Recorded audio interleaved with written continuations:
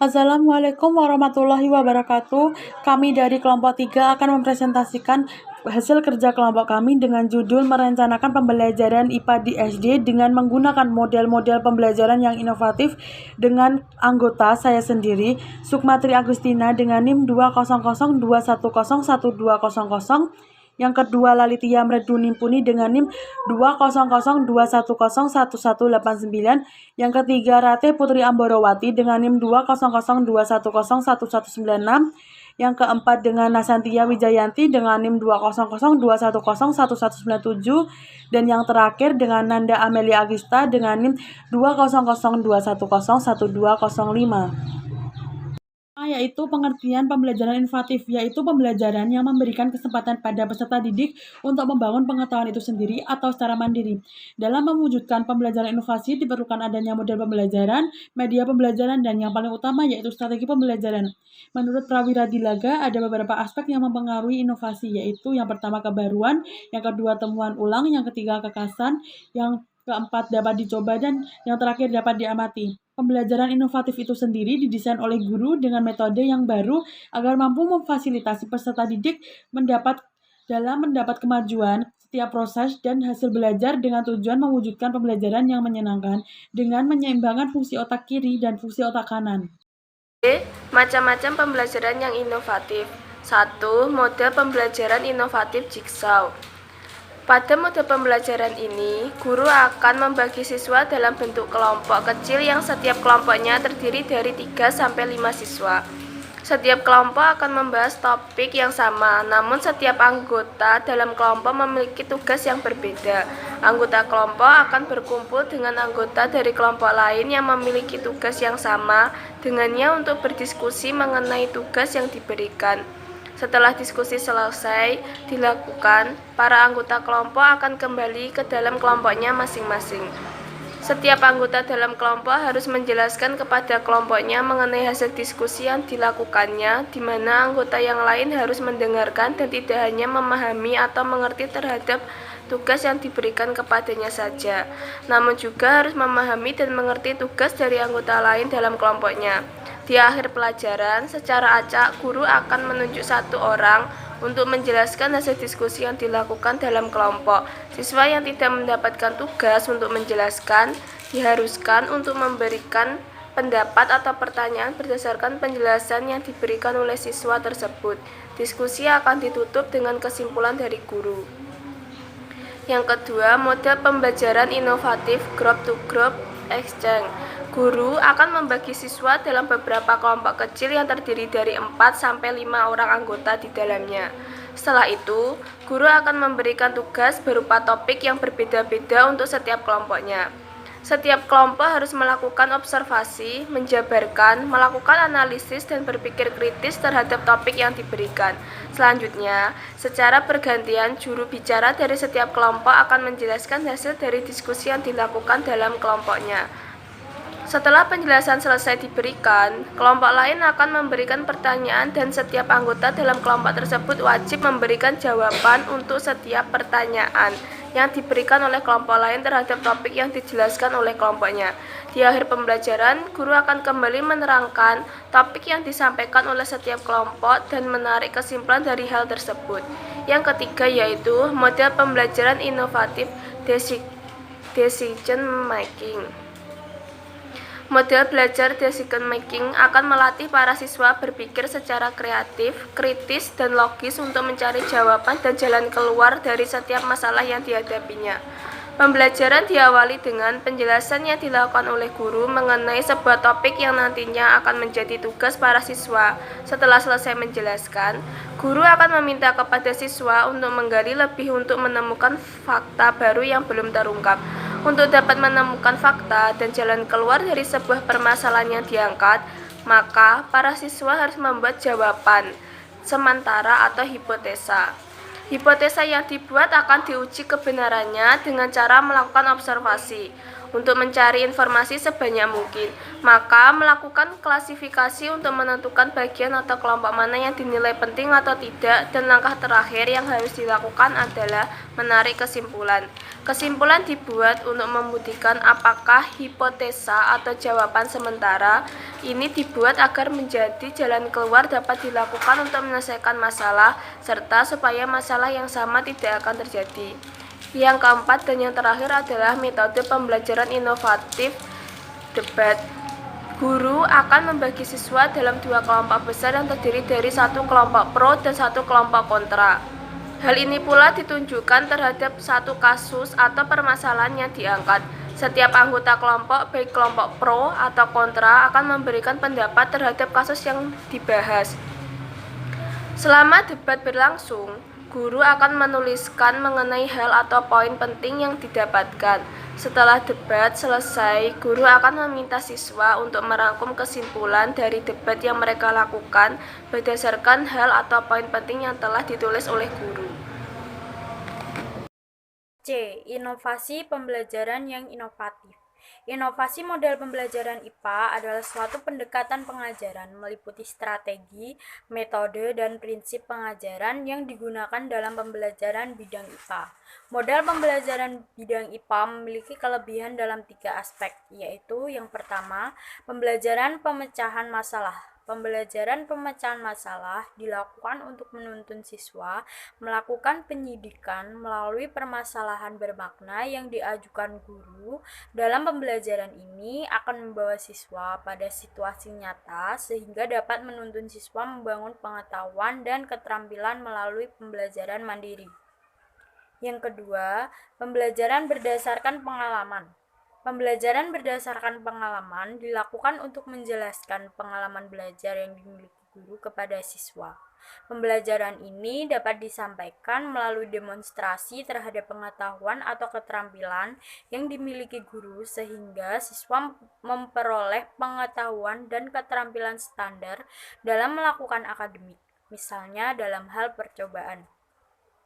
Dan yang ketiga, pembelajaran berbasis individu dan kerjasama.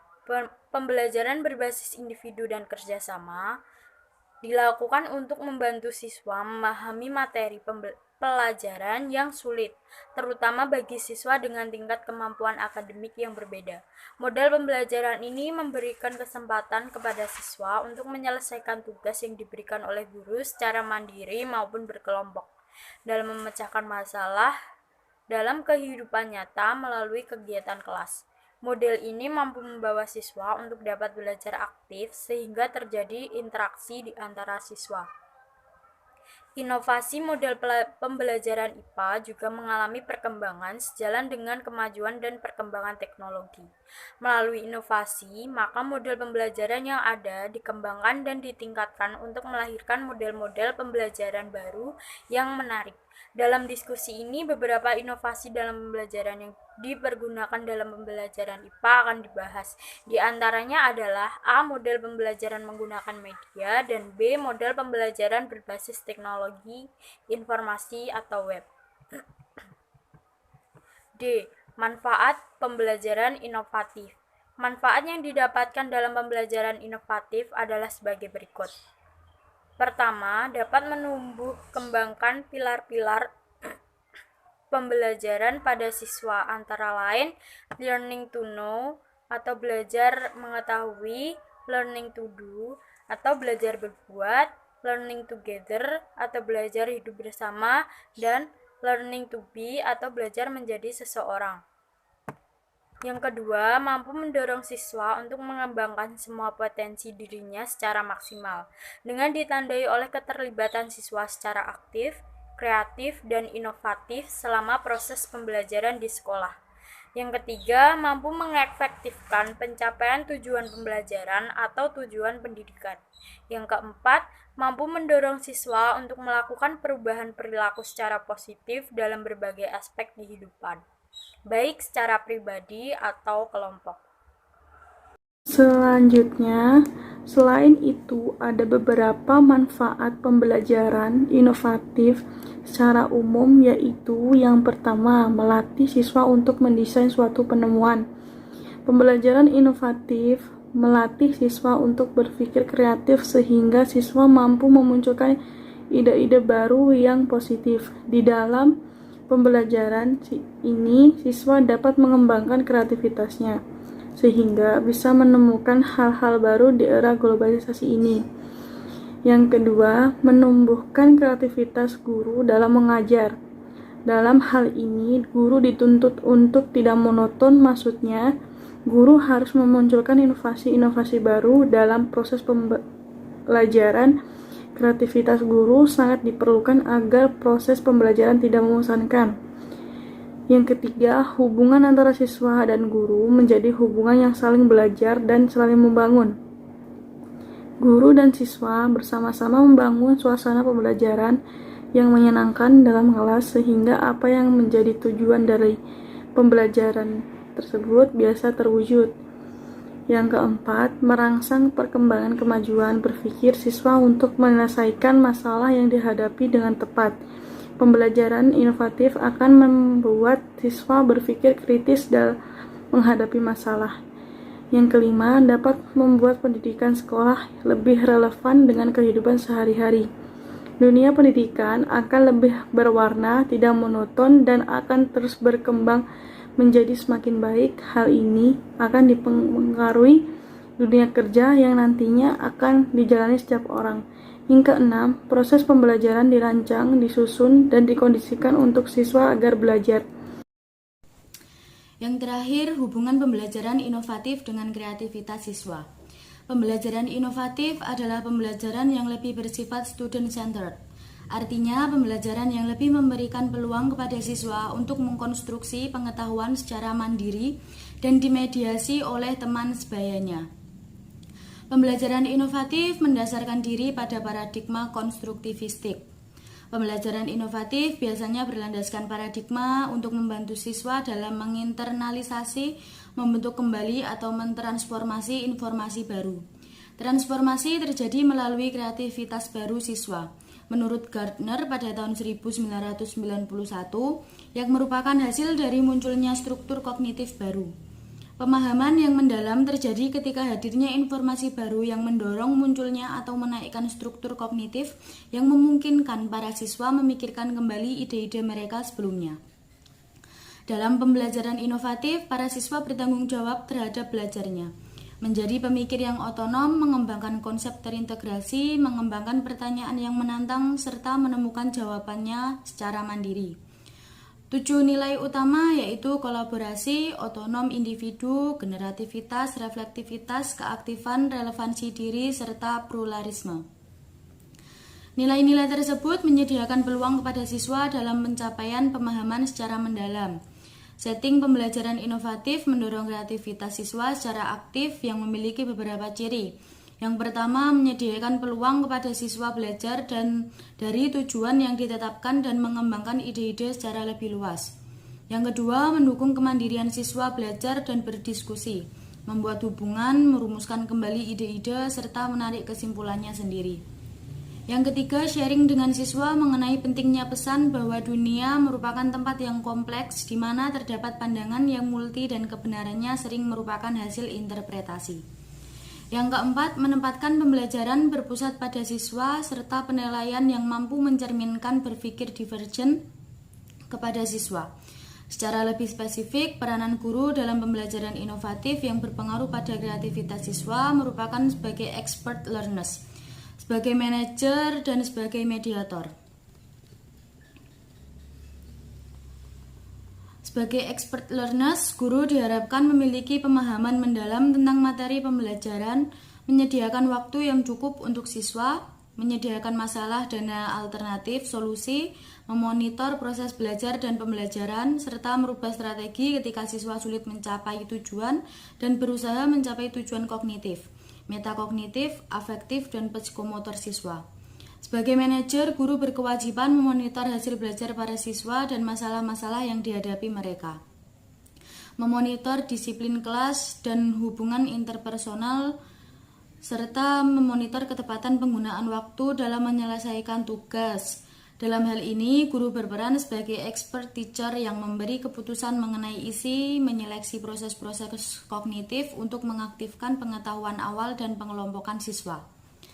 Lalu sebagai mediator, guru memandu untuk mengetengahi antar siswa, membantu para siswa untuk memformulasikan pertanyaan atau mengkonstruksi representasi visual dari suatu masalah, dan memandu para siswa untuk mengembangkan sikap positif terhadap belajar, pemusatan perhatian, mengaitkan informasi baru dengan pengetahuan awal, serta menjelaskan bagaimana mengaitkan gagasan-gagasan para siswa. Dan pemodelan proses berpikir dengan menunjukkan kepada siswa untuk ikut berpikir kritis. Sekian yang dapat kelompok kami sampaikan. Bila ada kurang lebihnya kami mohon maaf. Sekian, wassalamualaikum warahmatullahi wabarakatuh.